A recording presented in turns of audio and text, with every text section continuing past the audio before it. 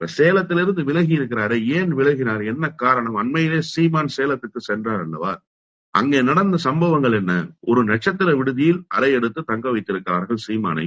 இரவு முழுக்க குடித்திருக்கிறார் சீமான். 64,500 ரூபாய் குடித்த காசுக்கு மட்டுமே பில் கொடுக்க வேண்டிய ஒரு நிலைமை.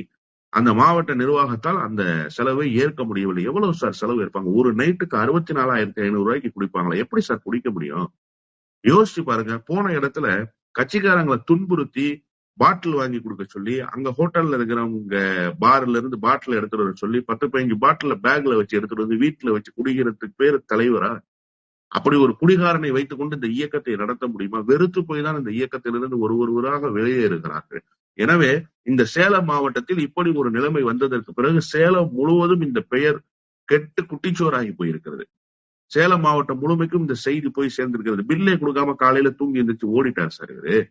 ஓடியதற்கு பிறகு அந்த ஹோட்டலினுடைய நிர்வாகத்தினர் இப்படி ஒரு சம்பவம் நடந்திருக்கிறது என்கிற செய்தியை சேலத்தில் இருக்கிற முக்கியமானவர்களுக்கெல்லாம் தெரிவித்ததற்கு பிறகு வேறு வழியே இல்லாமல் அந்த கட்சியை சேர்ந்தவர்கள் வீட்டில் இருந்து 3 நாட்களுக்கு பிறகு கொஞ்சம் கொஞ்சமாக பணத்தை கொண்டு வந்து 10,000 ரூபாய் 5,000 ரூபாய் அந்த நிர்வாகிகள் கொண்டு வந்து அந்த பில்லை செட்டில் பண்ணிருக்கிறாங்க. அதன் பிறகு இனிமேல் இந்த இயக்கத்தில் இருக்க தேவையில்லை, இவ்வளவு அவமானங்களை சந்தித்த பிறகு இந்த இயக்கத்தில் தொடரக்கூடாது என்று சொல்லி இந்த இயக்கத்திலிருந்து வெளியேறுகிறார்.